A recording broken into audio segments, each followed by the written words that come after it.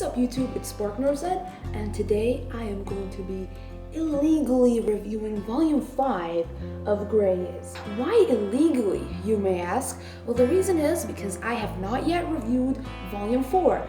Yes, I have read it, I just didn't get the chance to review it.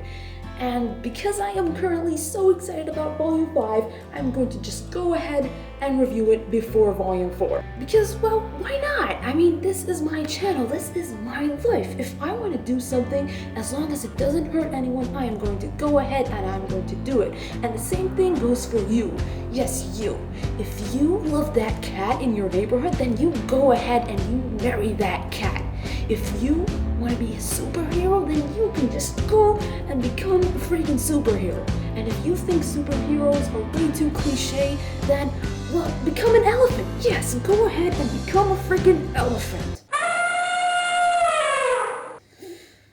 That was actually a mammoth, but anyway, while you are proposing to your cat in an elephant costume, I am going to be reviewing Volume 5 of Grey Is, because what I am about to do is a lot more sane than what you are about to do, despite the fact that it was my idea in the first place, so, you know what, you just don't do that. Yeah, I'm just going to go ahead and review this volume of Grey Is. This is my favorite volume so far. This book is literally the core of Grey Is. This is the roots. This is where everything began.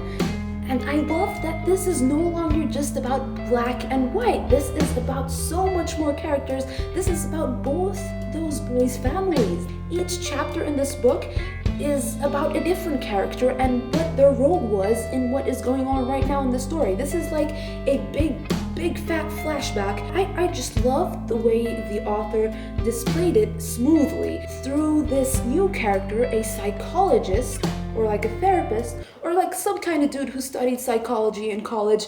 This guy is called Danial Grey. This dude thinks that when people say humans are interesting, he thinks that's really funny, because in his opinion, no, humans are not interesting. They're pretty much all the same. Now let me tell you, Danial Grey, if Isaiah from Durarara heard you say that, he is going to be very disappointed, because Isaiah loves, and I mean loves, humans. Raise your hand up if you're watching Durarara. And now back to what I was saying. So this guy, he thinks humans are not interesting. At first, he wanted to study psychology because he wanted so badly to understand those humans around him, those who have kind of excluded him from their circles. And so once he understood them, he found that they're really not that complicated after all. They're just simple, they're all the same. That was until he met Yaldar, which is Black's older brother. In Daniel's opinion, Yaldar is the reason he has continued being a psychologist. He's the reason he has this spark of interest in humanity, because this boy, Yaldar, he is like no other. And this book explained a lot. It revealed a lot of secrets, it unsolved a lot of mysteries, but in return it presented us with newer mysteries, and it made me a lot more excited for the upcoming volumes. And most importantly, I no longer see Yaldar as the Hawkman or as a horrible older brother. Right now, I see him more as a human, just like you and I. Unless you actually decided to become an elephant, in that case you're no longer human. Yep, you just saw a sneak peek of my manga haul. To be honest, so far I just bought this book and No Longer Human Volume 1, the first volume. It's just 3 volumes, so I'll probably continue that series. Yeah, that's my haul so far, but don't you worry, because I can assure you that the next time I do get manga, it is going to be from Manga Heaven, and I'm going to vlog there. You just wait. And now back to this volume. Now, to be honest, I still don't like Yaldar much, but I feel like I kind of understand him a bit more. It's like he is much more clearer now as a character. It was almost as if I was looking at him with foggy glasses, and now my glasses are no longer foggy, and I can finally see him as he is, not as a Hawkman, but as a human. Like me, because you're an elephant now. You know what, I just love the way Diju-san presents her art.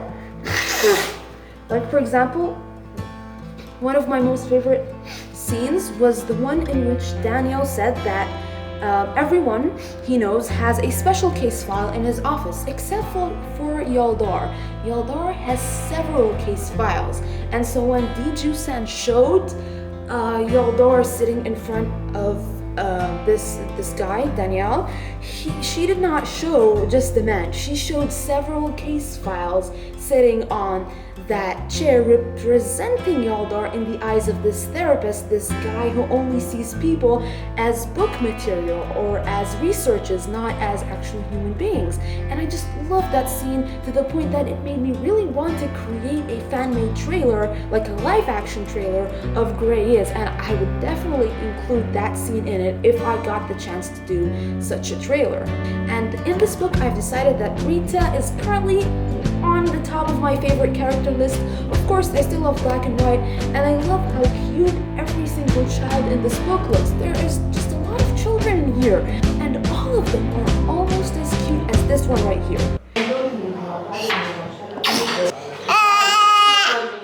And so back to Diju-san. An artist like Diju-san who is capable of creating beautiful scenes, an artist like that is sure to create a beautiful ending. Whether it is happy or sad, I am sure that the ending is going to be a beautiful, hair-raising scene. And what I love the most about this manga series is that each volume, the art just evolves into a whole nother level. It's like, that's just guaranteed that each time the art is much better than the last.